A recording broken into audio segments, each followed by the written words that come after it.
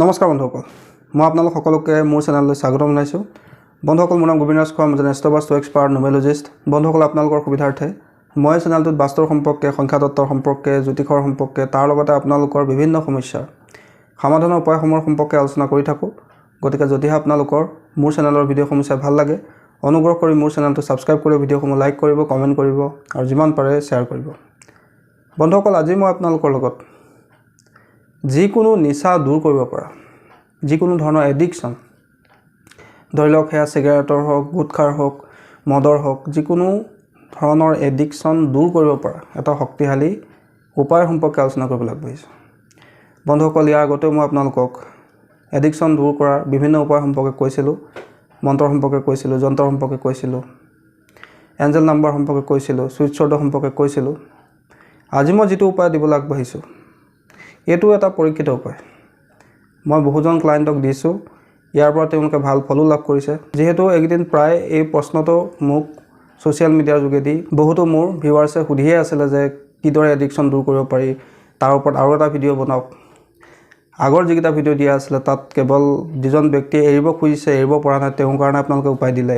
এতিয়া যিজন ব্যক্তিয়ে এৰিব খোজা নাই, তেওঁক আমি কেনেকৈ এডিকশ্যনৰ পৰা আঁতৰাই আনো, তাৰ উপায় সম্পৰ্কে জানিব খুজিছিলে। বন্ধুসকল, এজন ব্যক্তিৰ এডিকশ্যন হোৱাৰ মুখ্য কাৰক গ্ৰহটো হৈছে ৰাহু। যদি কোনো এজন ব্যক্তিৰ যিকোনো ধৰণৰ এডিকশ্যনেই হওক, সেয়া মদ, ভাং, চিগাৰেট, যিকোনো বস্তু হ'ব পাৰে, জানি ল'ব তেওঁৰ সেয়া এডিকশ্যন ৰাহুৰ কাৰণে হৈছে। এতিয়া এডিকশ্যনৰ কাৰণে আমি কাৰ উপায় কৰা উচিত? ৰাহুৰ ওপৰত কৰা উচিত। কিন্তু কেনেকৈ কৰা উচিত, তাতো এটা প্ৰশ্ন। এজন ব্যক্তিয়ে যিহেতু তেওঁ নিজে স্বইচ্ছাই এডিকশ্যন এৰিবলৈ প্ৰস্তুত নহয়, তাৰ কাৰণে বহুতো মেডিচিন খুৱাইছে, বিভিন্ন ৰিহেব চেণ্টাৰত ৰাখিছে, তাৰ পৰা কোনো ধৰণৰ ফল লাভ কৰা নাই। তেওঁ কেনেকৈ সেই এডিকশ্যনৰ পথৰ পৰা আঁতৰাই সৎ পথত আনিব পাৰি, তাৰ উপায় সম্পৰ্কে আজি মই আপোনালোকৰ লগত ভালকৈ আলোচনা কৰিম। গতিকে অনুগ্ৰহ কৰি ভিডিঅ'টো শেষলৈকে চাব, যাতে সম্পূৰ্ণ কথাখিনি বুজি পায়। বহুতো ভিউৱাৰ্ছে ভিডিঅ'টো সম্পূৰ্ণকৈ নেচায়, ভালকৈ বিষয়টো বুজি নলয়। যিটো মন্ত্ৰ সম্পৰ্কে মই কওঁ, তাক প্ৰয়োগ কৰোঁতে যিখিনি নিয়মৰ কথা মই কওঁ, সেইখিনি তেওঁলোকে পালনেই নকৰে। বহুতে ভিডিঅ'টো সম্পূৰ্ণকৈ নেচোৱাকৈ কমেণ্টত প্ৰশ্ন সুধিবলৈ লয়। গতিকে এইটো ভাল অভ্যাস নহয়। যদি আপোনালোকে সমস্যাৰ সমাধান বিচাৰে, তেন্তে সম্পূৰ্ণ বিষয়টো বুজি লৈ পেলাই আপোনালোকে ইয়াক প্ৰয়োগ কৰিব। নিশ্চয় তাৰ পৰা আপোনালোকে ভাল ফল লাভ কৰিব। যিহেতু আপোনালোকৰ সুবিধাৰ কাৰণে, আপোনালোকৰ সমস্যাৰ সমাধানৰ কাৰণে মই আপোনালোকৰ কাৰণে ভিডিঅ' বনাওঁ। গতিকে আপোনালোকেও অনুগ্ৰহ কৰি সম্পূৰ্ণ ভিডিঅ'টো চাই তাৰপিছত আপোনালোকে উপায়খিনি কৰিব। আৰু যিখিনি উপায় মই আপোনালোকক দিওঁ, সেইখিনি পৰীক্ষিত উপায়। আপোনালোকে যদি ভালকৈ কৰে, যেনেকৈ কওঁ সেইদৰে আপোনালোকে কৰে, নিশ্চয় ইয়াৰ পৰা ভাল ফল লাভ কৰিব। তাত কোনো ধৰণৰ মোৰ সন্দেহ নাই, কাৰণ মই পৰীক্ষা নকৰাকৈ কোনো উপায় আপোনালোকক ভিডিঅ'ৰ মাধ্যমেদি নজনাওঁ। বন্ধুসকল, এতিয়া কথা হ'ল কিদৰে আমি এডিকশ্যন দূৰ কৰিম। বন্ধুসকল, এডিকশ্যন দূৰ কৰিবৰ কাৰণে আমি ৰাহুৰ উপায় সহায় ল'ব লাগিব। তাৰ কাৰণে আমি কি কৰিব লাগিব? যিজন ব্যক্তি যিকোনো নিচাৰ দ্বাৰা আসক্ত, ভাং হওক, মদ হওক, চিগাৰেট হওক বা যিকোনো ধৰণৰ নিচা হওক, সেই ব্যক্তিজনক যেতিয়া শুই থকা অৱস্থাত কিন্তু আপোনালোকে এই প্ৰয়োগটো কৰিব লাগিব। ব্যক্তিজনে কিন্তু জানিব নালাগিব যে তেওঁৰ ওপৰত বা তেওঁৰ কাৰণে আমি কিবা উপায় কৰিছোঁ। সেইটো কথা আপোনালোকে কিন্তু ধ্যান ৰাখিব। যিটো উপায় সম্পৰ্কে মই ক'বলৈ গৈছোঁ, এই উপায়টো আপোনালোকে যিজন ব্যক্তিৰ এডিকশ্যন আছে, সেই ব্যক্তিজনে নজনাকৈ কৰিব লাগিব, শুই থকা অৱস্থাত কৰিব লাগিব। যধে মধে কৰিলে কিন্তু আপোনালোকৰ কাম নহ'ব। ধৰি লওক এজন ব্যক্তিৰ মদৰ এডিকশ্যন আছে, তেওঁ যেতিয়া ৰাতি ঘৰত আহি শুই থকা অৱস্থাতহে আপোনালোকে ইয়াক প্ৰয়োগ কৰিব লাগিব। আৰু এই প্ৰয়োগটো আপোনালোকে কৰিব লাগিব কোনোবা এটা শনিবাৰৰ দিনা, ৰাতি 11টাৰ পৰা 12টা বজাৰ ভিতৰত। কি কৰিব লাগে আপোনালোকে ভালকৈ শুনি লওক। তাৰ কাৰণে আপোনালোকে পোনপ্ৰথমে 1 মিটাৰমান নীলা কাপোৰ লৈ ল'ব। নীলা ৰঙৰ কাপোৰ আপোনালোকে লৈ ল'ব। তাত এটা নাৰিকল ৰাখিব। আপোনালোকে নাৰিকল নীলা কাপোৰডোখৰত ৰাখিব। ৰাখি লৈ সেই ব্যক্তিজনে যি নিচা কৰে, তেওঁ ধৰি লওক মদ খায়, তেন্তে মদৰ বটল এটা তাত আপোনালোকে ৰাখিব। যদি সেই ব্যক্তিজনে যিটো ব্ৰেণ্ডৰ মদ খায়, সেইটো ব্ৰেণ্ডৰ যদি মদ ৰাখিব পাৰে, তেন্তে অত্যন্ত ভাল। যদি কোনো এজন ব্যক্তিৰ চিগাৰেটৰ এডিকশ্যন আছে, চিগাৰেটৰ পেকেট বা চিগাৰেট এটা আপুনি তাত ৰাখিব পাৰে। কাৰোবাৰ যদি গুটখাৰ এডিকশ্যন আছে, গুটখাৰ পেকেট এটা আপুনি ৰাখিব পাৰে। তেনেকৈ যিজন ব্যক্তিৰ যিটো বস্তুৰ এডিকশ্যন আছে, সেই বস্তু অকণমান হ'লেও আপোনালোকে কিন্তু সেই নাৰিকলটোৰ সৈতে নীলা কাপোৰখনত ৰাখিব লাগিব। তাৰ লগতে আপোনালোকে নিশ্চয় এটা বস্তু চিনি পায়, যাক অসমীয়াত জপ ধান বুলি কোৱা হয়, ইংৰাজীত কোৱা হয় বাৰ্লে। আপোনালোকে যিকোনো পূজাৰ দোকানত যদি বাৰ্লে বিচাৰে, বাৰ্লে আপোনালোকে পাই যাব। বেছিকৈ নালাগে, 10-20 টকা বাৰ্লে বা জপ ধান আপোনালোকে কিনি আনিব, কোনো পূজাৰ দোকানত বিচাৰিব পাই যাব। সেই গোটেইকেইটা বস্তু আপোনালোকে ধুনীয়াকৈ এটা টোপোলা বনাই ল'ব, অৰ্থাৎ নীলা কাপোৰ এখন, তাতে নাৰিকল এটা, জপ ধান কেইটামান, যাক বাৰ্লে বুলি কোৱা হয়, আৰু তাৰ লগতে ব্যক্তিজনে যিটো বস্তু নিচা কৰে সেই বস্তুটো কিন্তু তাৰ লগত দিব লাগিব কাপোৰখনত। তাৰপিছত আপোনালোকে এটা যন্ত্ৰ আগতীয়াকৈ লিখি থ'ব। যন্ত্ৰটো মই স্ক্ৰীনত দি দিছোঁ। এই যন্ত্ৰটো আপোনালোকে ধুনীয়াকৈ কাগজ এখনত লিখি ল'ব। একেবাৰে সৰু যন্ত্ৰ মই স্ক্ৰীনত দি দিছোঁ। আৰু যন্ত্ৰটোৰ শেষত এটা মন্ত্ৰ লিখি দিয়া আছে, এইটো লিখি ল'ব। ওম ভ্ৰাম ভ্ৰীম ভ্ৰম চ ৰাহুৱে নমঃ। ওম ভ্ৰাম ভ্ৰীম ভ্ৰম চ ৰাহুৱে নমঃ। এই মন্ত্ৰটো যন্ত্ৰটোৰ তলত লিখিব। লিখি ধুনীয়াকৈ সৰুকৈ কাটি ল'ব, জপাই ল'ব। সৰু কৰি লৈ সেই টোপোলাটো ৰাখি দিব। অৰ্থাৎ নীলা কাপোৰখনত আমি কেইটা বস্তু ৰাখিলোঁ? নাৰিকল এটা ৰাখিলোঁ, জপ ধান ৰাখিলোঁ, তাৰ লগতে আমি ব্যক্তিজনে যিটো বস্তু নিচা কৰে সেই তাৰ অলপ ৰাখিলোঁ। মদ খাই যদি মদৰ বটল এটাকে ৰাখি দিলোঁ, চিগাৰেট খাই যদি চিগাৰেট এটাকে আমি ৰাখি দিলোঁ।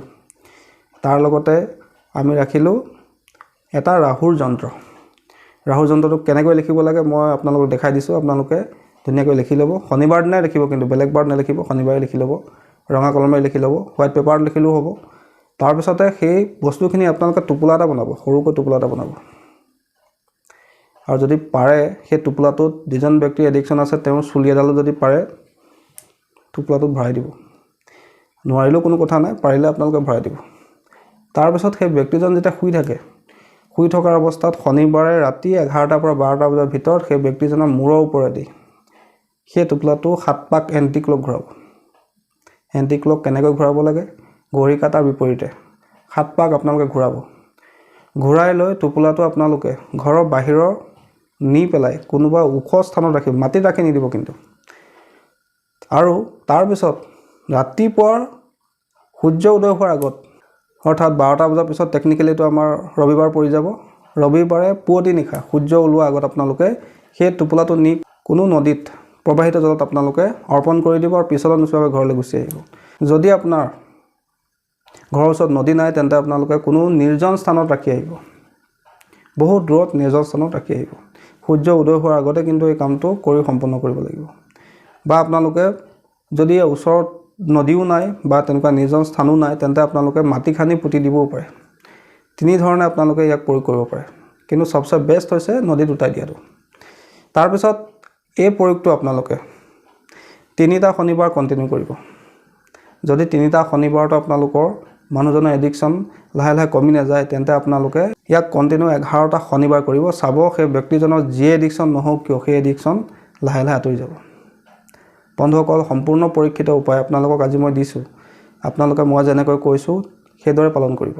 কিন্তু এটা কথা খালি ধ্যান ৰাখিব যে যিজন ব্যক্তিৰ এডিকশ্যন দূৰ কৰিবৰ কাৰণে আপোনালোকে এই প্ৰয়োগটো কৰিছে তেওঁ কিন্তু কোনো কাৰণতে ইয়াৰ সম্পৰ্কে জানিব নালাগে। তেওঁ নজনাকৈ এই উপায়টো কৰিব লাগে। বিশেষ আপোনালোকক বস্তুৰ প্ৰয়োজন নহয়। নীলা কাপোৰ এডোখৰ লাগিব, বাৰ্লে লাগিব, কেইটামান হ'লেই হ'ব, এটা নাৰিকল লাগিব। ৰাহুৰ যন্ত্ৰটো আপোনালোকে নিজেই বনাই ল'ব। কেনেকৈ বনাব লাগে মই স্ক্ৰীনত আপোনালোকক দিয়ে দিলোঁ। তাৰ লগতে ব্যক্তিজনে যিটো নিচা কৰে তাৰে কিবা এটা বস্তু আপোনালোকে ৰাখিব। চিগাৰেট খালে চিগাৰেট এটা ৰাখি দিব, মদ খালে মদৰ বটল এটা ৰাখি দিব। পাৰিলে ব্যক্তিজনৰ চুলি এডাল আপোনালোকে কাপোৰৰ টোপোলাটোত ভৰাই দিবও পাৰে। তেনে কৰিলে বহুত ভাল। যদি নোৱাৰে তেন্তে আপোনালোকে তেনেকৈ সেই ব্যক্তিজনৰ শুই থকা অৱস্থাত তেওঁৰ মূৰৰ ওপৰেদি সেই টোপোলাটো 7 পাক এণ্টি ক্লক ঘূৰাব। ঘূৰাই লৈ ঘৰৰ বাহিৰত কোনোবা এটা ওখ স্থানত ৰাখি থ'ব। আৰু এই উপায়টো আপোনালোকে কৰিব লাগিব শনিবাৰে ৰাতি 11টাৰ পৰা 12টা বজাৰ ভিতৰত, 1 ঘণ্টাৰ ভিতৰত আপোনালোকে প্ৰয়োগটো কৰি ল'ব লাগিব। তাৰপিছত ৰবিবাৰে পুৱতি নিশা সূৰ্য উদয় হোৱাৰ আগত সেই টোপোলাটো নি আপোনালোকে নদীত প্ৰবাহিত কৰিব লাগিব। আৰু নদীত প্ৰবাহিত কৰোঁতে আপোনালোকে পিছলৈ কিন্তু ঘূৰি চাব নালাগে। আৰু যদি ওচৰত নদী নাই তেন্তে আপোনালোকে কোনো নিৰ্জন স্থানত ৰাখিবগৈ পাৰে য'ত মানুহ অহা যোৱা নকৰে, বা আপোনালোকে মাটি খান্দি তাক পুতি থ'বও পাৰে।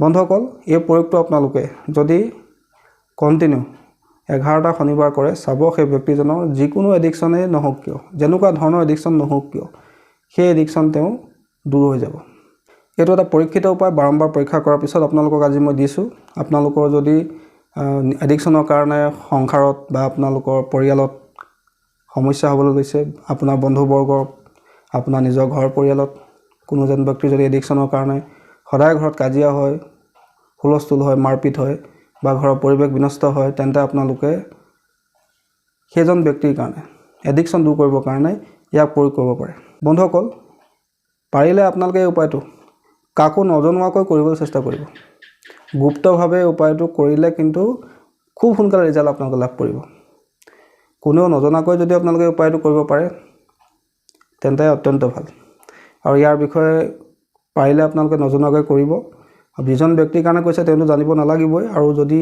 কাকো নজনাকৈ কৰে গুপ্তভাৱে কৰে যিহেতু ৰাহুৰ উপায় আপোনালোকে কোনেও নেদেখাকৈ কৰিব লাগে যিহেতু ৰাহু হৈছে ৰহস্যময় গ্ৰহ মিষ্টেৰিয়াছ গ্ৰহ বুলি কৈছে ৰাহুক ছায়া গ্ৰহ গতিকে সেই গ্ৰহৰ উপায় আপোনালোকে গুপ্তভাৱে কৰিব লাগে এনে কৰিলে খুব সোনকালে আপোনালোকে ভাল ৰিজাল্ট লাভ কৰে বন্ধুসকল আশা কৰিছোঁ আজি আপোনালোকৰ এই এডিকশ্যন দূৰ কৰিব পৰা এই চমৎকাৰ উপায়টো সম্পৰ্কে জানি ভাল লাগিলে যদি ভাল লাগিলে অনুগ্ৰহ কৰি ভিডিঅ'টো লাইক কৰি দিব কমেণ্ট কৰিব আৰু মোৰ চেনেলটো ছাবস্ক্ৰাইব কৰিব ধন্যবাদ